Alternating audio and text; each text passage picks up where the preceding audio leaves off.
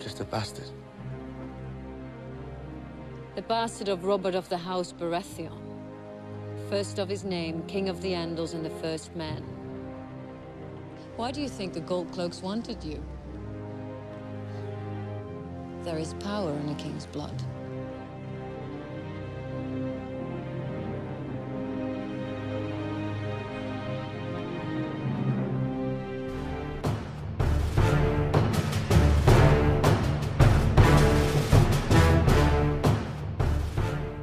Hi guys, it's Fentony. I'm back with another Season 8 video, and this one's going to be the fate of Gendry. Gendry returned in Season 7 Episode 5, and he played an important role in Episode 6 when Jon Snow went beyond the wall. Gendry was missing from the season finale, but I'm sure he'll be back for Season 8. The show is not going to bring back Gendry after several seasons, introduce him to Jon Snow, and be part of the group that went beyond the wall, just for him to disappear again. So don't worry, Gendry will be back in Season 8, and I feel he's going to play a big role in the final season. Gendry is the bastard son of Robert Baratheon and the last known person on the TV show with the blood of House Baratheon. I think it's pretty obvious that the show is setting Gendry up to claim the Stormlands, as he is the last bastard of Robert.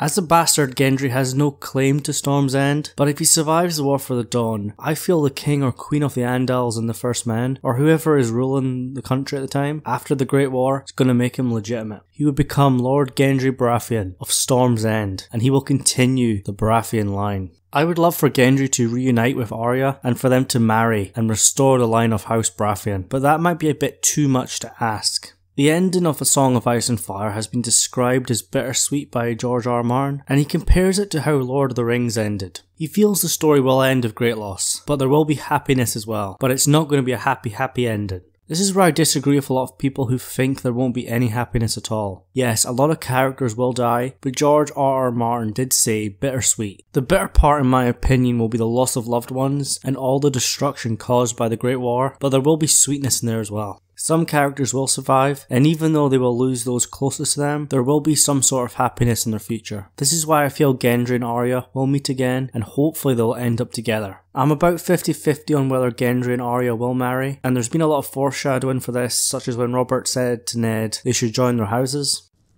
I have a son, you have a daughter. We'll join our houses. He was talking about Joffrey and Sansa, but like many people I think Gendry and Arya will be the ones to join House Stark and House Baratheon. And then there's a scene when Arya tells Gendry he would be her family, and Gendry says, "No, you would be my lady." I can be your family. You wouldn't be my family. You'd be my lady.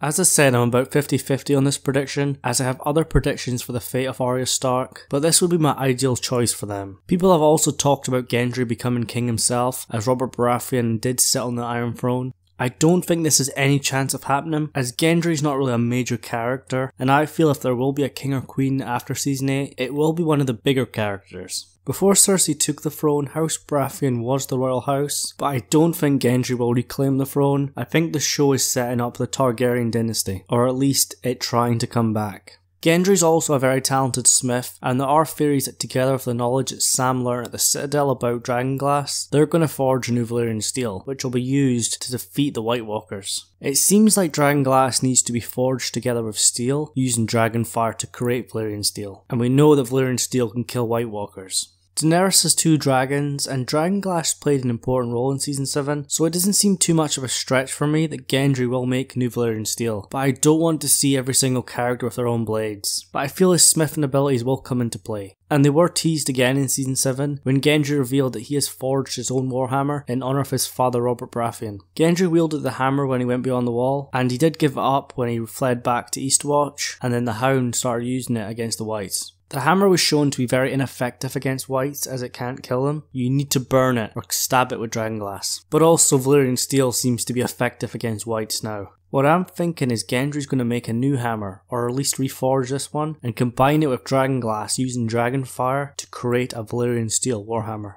I would love to see this, but I don't know if it makes sense for the hammer to be Valyrian steel, as Valyrian steel is lighter than normal steel, and obviously warhammers need to have a bit of weight behind them, but I feel Gendry's warhammer was a big deal, and I want to see it come back, and in Season 7 we were shown that it was useless against the Whites. The reason Gendry disappeared in Season 3 was because Melisandre wanted to use his king's blood in her blood magic, and I think it's going to come back into play. He wasn't overly joyed about seeing the Brotherhood without banners again, so imagine what he's going to say to the woman who tried to burn him alive. Melisandre says there's power in king's blood, and it has been used in blood magic before, but we're not exactly sure what king's blood actually means. But I feel it's going to be the blood of Valyria.